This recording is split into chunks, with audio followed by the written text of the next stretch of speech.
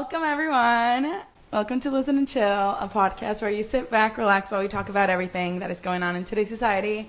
My name is Margie Rodriguez, and we have Sam. Hello. Drinking a strawberry margarita. That's right. Sam, tell us a little bit about yourself. So I am a filmmaker. I believe that art is a good way to inspire empathy in a very apathetic world. But I've loved movies since I was a little kid, and I love watching the Oscars. I've hosted an Oscar party since I was 12, and oh wow, I just love. I love how movies celebrate the dignity of humanity and how they bring people together, strangers in darkened theaters, and we all can laugh and cry and forget about all of our differences for a moment. I think movies are one of the answers to our world peace dilemma. So there you go. There's my pretentious introduction. I love that. Wait, so Oscars since you were 12? Yes. I always had a little party somewhere, somehow. Wow, that's crazy. Oh, wow. Okay. I think the first Oscars I saw was when Jennifer Lawrence was first nominated. So when she had the red dress. For Winter's Bone, probably, yes. yeah. And that's when I remember, like, oh, the Oscars. I should watch them. Well, Katniss Everdeen's a very influential person, so... Well, we're here to talk about the Oscars. There's a lot to talk about because a lot of things happened. We watched them separately, so that's why I wanted to have a conversation with you, especially you, because I know that you love movies and everything. And also, we work together. We work at Warner Brothers. We do together. Indeed. So we love movies. So I wanted to know, first of all, what did you think? Did you get all of them right? What about the nominations that you didn't like or winners? Yeah, that's a good question. I had a fair number correct, but many incorrect. I think Coda kind of snuck up on us the last few weeks. For a while, it wasn't the front runner. I still don't think it was a Best Picture worthy movie. It's a sweet movie and a great representation for the deaf community. But it's just the writing and is not. It's kind of like a high class Disney Channel original movie. Everything works out for the characters in the end.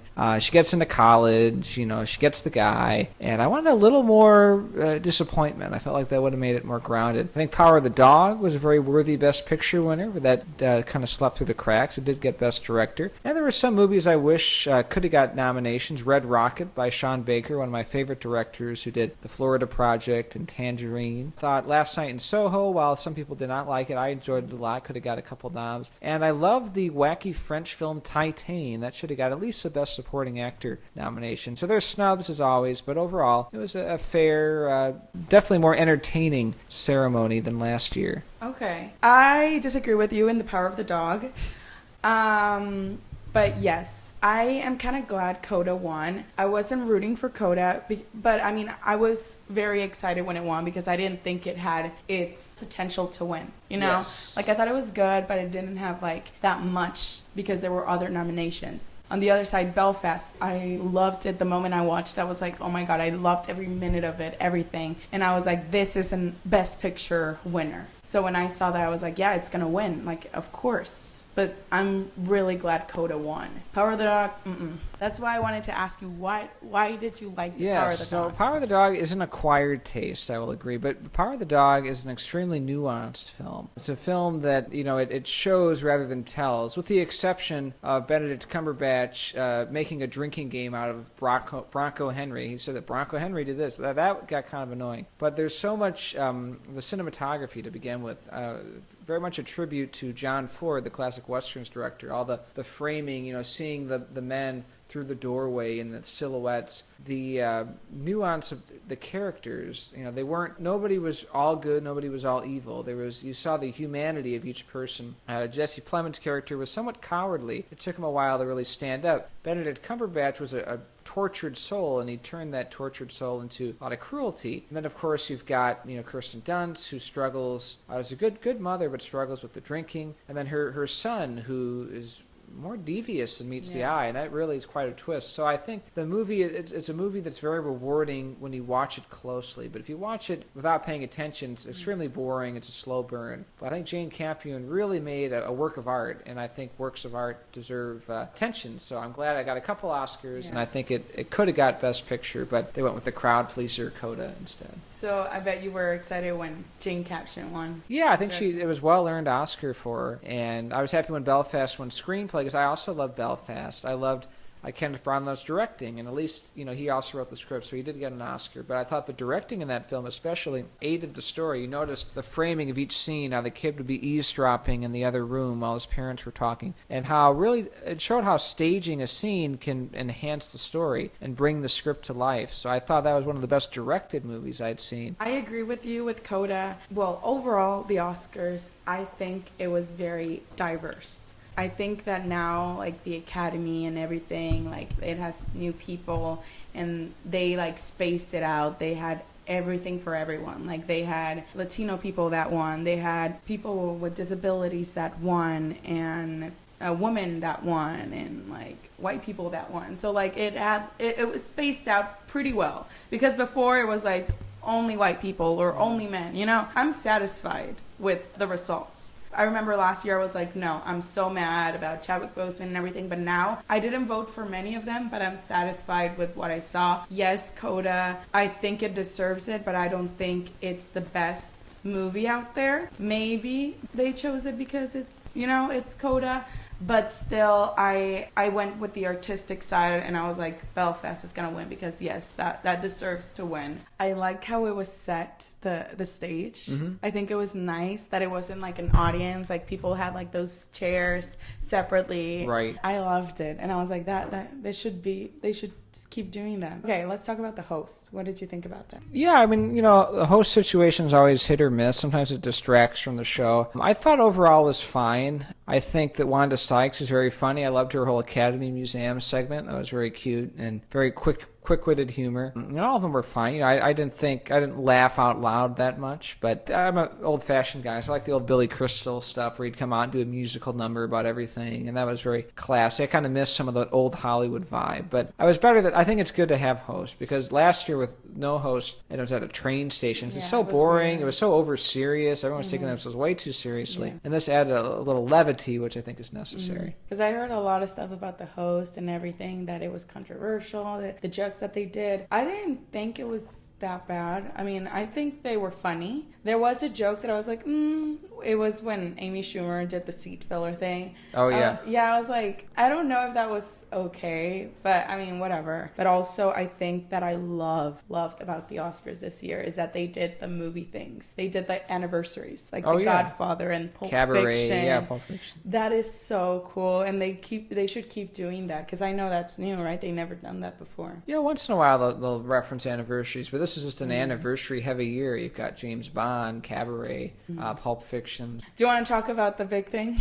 Oh yes, the elephant in the room. Yes. No, that was definitely quite a moment. I think everybody at first thought it was staged, and they realized when Will Smith is cussing them out, no, this is pretty serious. My first initial reaction was, Chris Rock, that was kind of he's kind of being mean. It was unnecessary. But then you think more about, but Will Smith has no place to get out and slap him. Mm-hmm. I think Chris Rock handled it beautifully. I mean, I'm sure he's used to heckling, but he just kept going, made a joke about it. And I think Will Smith's apology, a little long-winded, a little too, still caught up in his pride, trying to compare himself to King Richard Williams. Say, man's got to protect his family. He was laughing at the joke until he saw his wife being pissed off. I think, the whole standing ovation for him was a little controversial too, because are you I know he's apologizing, but he still didn't apologize to Chris in that moment. And are you celebrating him slapping a guy on stage? So it was all. I mean, it was funny. I mean, you can't deny that. Nobody was seriously hurt, but it isn't a good example to set. You don't want violence of any sort, especially somebody as renowned and as respected as Will Smith. It's discouraging to see that flash of just rage, uncontrolled, but nobody's perfect. I loved Will Smith. He was such a role model to me.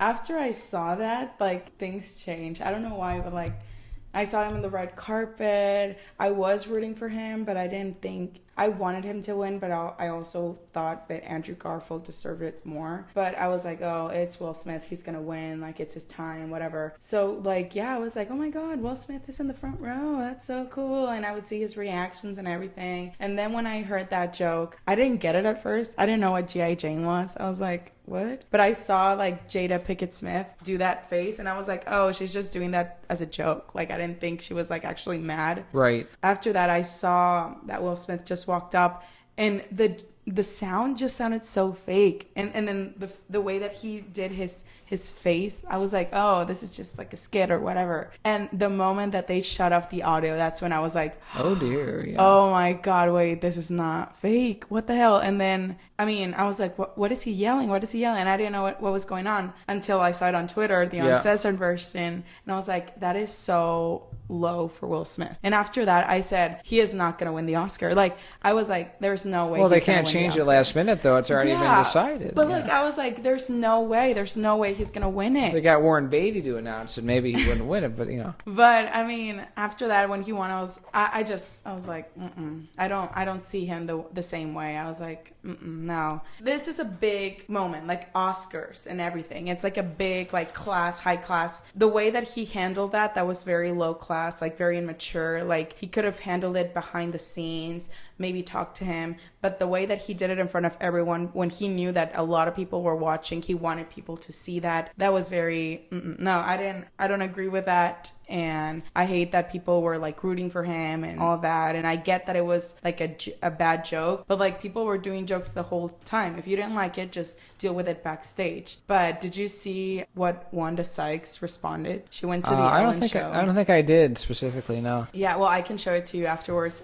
She went to the Ellen show. I think it came out yesterday, and she literally talks about it. And she says, like, I didn't like the way Will Smith handled everything, and I think that it was a big moment for everyone, and he ruined it for all of us, because that's what everyone's talking about, instead of Questlove or like Encanto or like all of these big people that always wanted to win an award. Right. Like, it's a big award that people like struggle to get to it, and the moment that you get it, they're talking about a slap that Will Smith cost, Yeah, no, it's unfortunate, but that's just, the media will always jump on it.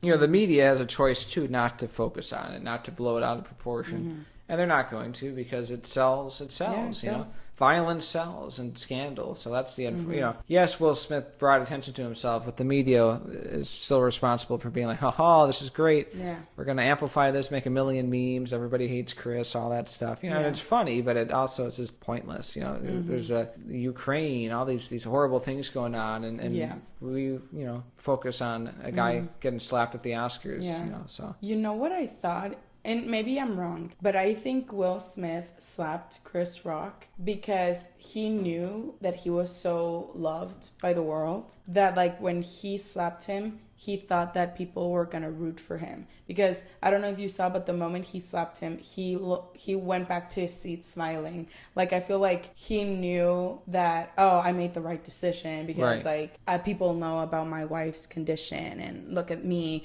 being the hero here. I don't know. That's what I think happened, and people took it the wrong way. Well, I mean, of course it was the wrong way. Yeah, well, Denzel kind of said that. He said that Denzel talked to him after it and said, careful when you're at the top, that's when the devil comes for you. That idea that you're so comfortable at the top, I can't do any wrong, and that's when you end up doing something wrong. Exactly. Because you're like, nobody will care. I'm Will Smith, man. Exactly. Because he thought that he was like the ruler. He was in the front row. He could yell, cuss, and no one could say anything to him. Because, no one said anything to him after. He won the Oscar. Gave him a standing ovation, He gave him a standing ovation. People were hugging him, and then he was in the after party dancing and everything. I mean, Doom was fine, but, it's just... No, I was rooting for Dune. Did you like Dune? I forget if we talked about Dune. So, I just like Dune because of Timothée Chalamet. But wow. I didn't like it. I didn't.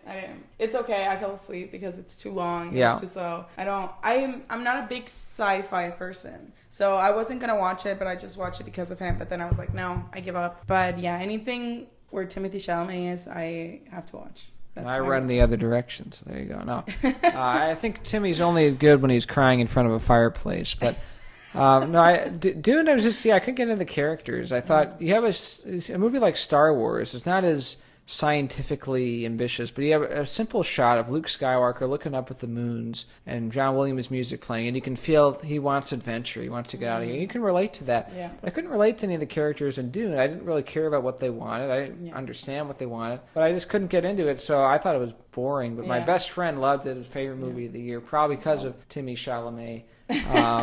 Moving beyond his crying in the fireplace. So, to each their own. But I didn't think it deserved that many Oscars. What about Troy Kutzer? Do you agree with Troy? Yeah, I think, it's a good performance, and it's great representation for the sign language community. So I think that was a good thing. I think other actors were just as good in supporting, but I wasn't. If Coda got one Oscar, I would have given it to him. I would not have given screenplay by any means, so that not deserving. Really? Or picture. No.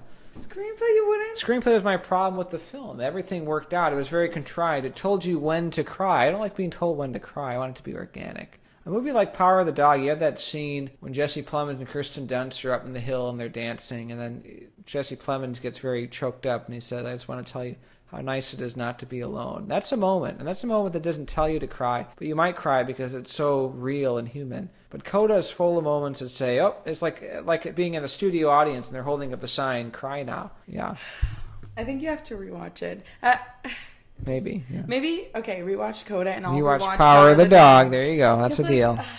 Power of the Dog, I was like watching it very well in the beginning, all good, and I just was so bored. I was like, I mean, I'm all for the slow movies, and you know that. Like, I love the visual and everything, but this one was so slow. Like, I was like, okay, and then we know that the mom is upset, okay, and we know that maybe the guy is gay, and like, it was just so slow. I was like, that sexual tension was so well done. Like, Call Me by Your Name didn't hold a candle to the sexual tension in this movie with the lasso and wait. Yeah, no. Call Me by Your Name did have sexual tension. No. So much. No. That's, oh my God. No. The lasso, because like I said, I didn't read about it. I didn't know anything. So I just went for it. I didn't know what was going on. So the lasso thing, I was like, what is going on? I never expected like they liked each other or like there was something going on. Nothing. So I was like, what? Why is he doing that with the lasso? I didn't understand until I had to research about the movie, and I was like, oh, okay. But Call Me by Your Name, like, yeah, you could feel it. It was in your face. It lacked subtlety. There was so much beautiful artistic subtlety, and that's more effective. Did you like Benedict Cumberbatch? Yeah, I thought he was very good. No, I think besides the whole Bronco Henry drinking game, saying that a million times, I think he had a depth to his performance, especially towards the end. When you can feel his loneliness and his desperation for a friendship, be it sexual or just platonic, he is a man devoid of love, and because he feels devoid of it, he lashes out at other people, and then that's a good character. So it's a tragedy, and I think he plays that tragic element very well. Were you rooting for Will Smith? I knew he was going to win. I think he was fine. I don't think it's his best performance, or I don't think King Richard was a Best Picture worthy film either. I think it was too safe. Richard Williams is a complicated man, not a perfect man by any means, and the movie kind of went the hagiography saint portrait. It was fine. I think I would have gone with Benedict Cumberbatch or Andrew Garfield. I wasn't a huge Tick Boom fan from an artistic standpoint, but again, very contrived. Lin-Manuel knows how to play up the schmaltz, but I like Andrew Garfield as a likable guy, so I wouldn't have minded if he won. You were right about Jessica Chastain. Yeah, she was going to win. I still haven't seen that film. My friend really liked it. Yeah, I know it was kind of her, Kristen Stewart were kind of the front runners. And Kristen Stewart was good, but, Tammy Faye, you got all the makeup and all that, the transformative aspect. Was there one that you were disappointed or shocked by? Or disagree? I wasn't shocked by anything. Coda winning was disappointing because, again, I feel like that was low standards for the Oscars. Music, I'm just not a Hans Zimmer fan. Dune, all his music's very repetitive, so I don't think Dune. I thought Johnny Greenwood really deserves an Oscar because he did Power of the Dog and Spencer. He did Phantom Thread a couple years ago. Really good composer. So I think the Oscars play to the popularity contest a little too much. So those are my main disappointments. How about yourself? I agree, actually. I think it went to popularity instead of talent or artistic. I think Will Smith just won the Oscar for being Will Smith, and because he's been 40 years working in the industry and he's never won an Oscar, and he's very likable, and I think they gave him the Oscar. Coda won because it's Coda and everything, and we need something different. maybe they did things different this year because a lot of people were mad that Chadwick Boseman didn't win last year, because I remember that people were so upset, and I was also upset because I was like, how is this possible? This man, like, he was amazing and everything. And yeah, I agree, it wasn't about popularity, it was about because Anthony Hopkins was better than the father. But then maybe that this year they decided, okay, let's try to hear the audience, hear the people, what they're saying, and hearing that. Yeah, it's all ambiguous, the whole process. And I don't like how it's a political campaign where it's like, all the big billboards for your consideration. Like, I wish it would just be organic. You like a movie, you want that to be Best Picture, but you got to campaign for it. Mm-hmm. That's just the way it is. But soils your trust in the whole system. Sam, anything else you want to add? Well, you and I will be up for the Oscars. And what should be our goal? 2029? That's that a reachable goal? No, the 100 Oscars, because it's the 94 this year. Yeah, something like that. So 6 years from now. 6 years from now. So we're gonna be in 2000. About then, 28, 29. Yeah. Yeah. We're going to be in the 100th Oscars. That's it. In the red carpet. What are you going to be? Nominated for directing? I mean, if you had directing or writing or both, Best Picture. Okay. Me acting. There you go. Maybe it'll be the same film. We'll collaborate. Oh my God, yes. Warner Brothers Studio Tour, the motion picture, yes. Actually, they should do a story about the Warner Brothers. I feel like it's such a great story. Yeah, I wanted to do a movie about the Disney brothers too, Roy and Walt. They have done one. Well, they have, but it's like not that good. It's like Netflix movie. Yeah. But like something like Aaron Sorkin style, like really witty and in depth, and I think that'd be a good movie. So. Did you hear about the joke about Aaron Sorkin? No, I didn't. What was the joke? You didn't hear it? I didn't hear it. Because Amy Schumer was like, oh, Aaron Sorkin, like, great moment in the Recordos, except he forgot to do it funny. And then he said, like, oh, Lucille Ball is, like, the most female influential comedian of all time, so he forgot to do it funny, the movie. Quite well, the other roast was, I got a copy here of a movie nobody's seen. It's called The Last Duel. That was pretty good too. Amy Schumer said that? Yeah, or one of them said that. I forget who it was, but that was a good Ridley Scott roast. We are going to be in the Oscars one day. Someday. What's your stage name, Sam? What? Gypsy Rose Lee. No, I'm just kidding. I just go by my name, Sam Hendrian. Hendrian, yes. Hendrian. Okay, that sounds like a very like a director. Like, oh, have you heard of Sam Hendrian? Yeah, it's got a nice ring to it. Yeah. You have a stage name? You can go with Margie Rodriguez. I hate Rodriguez, but I mean, I don't know what else to change it to. But now it's all in my IMDb, so now I guess it's Rodriguez. There you go. It's stuck forever. Yeah, it was a torture for me to see the Oscars being 1 block away from me and not being able to be there. It's difficult, yeah. Oh, and I could hear the helicopters, like, taking video because I would see it on the TV. And I was like, oh my God, like, so close. But still, exactly. So far. Oh, God, it kills me. Sam, thank you. Yes, of course. My pleasure. Anytime. I'm going to go cry by the fireplace now. Do you have Instagram or something that you want to add or plug in something? No, I don't have Instagram now. I did recently release a poetry book. Wait, really? Yes, yeah. If you look up on Barnes & Noble's website, it's called Moment to Moment. My name's Sam Hendrian. You may find it. You can order a copy. So there you go. You get some old soul musings about the meaning of life. Yeah, Sam is a poet. He's really good at it. Well, thank you. Go buy his book. There you go. But yeah, if you want to listen for some more, go like and subscribe. You can like and subscribe. Follow on my Instagram, Listen and Chill Pod, and I'll see you guys in the next video. That's all, folks. Thank you, and goodbye.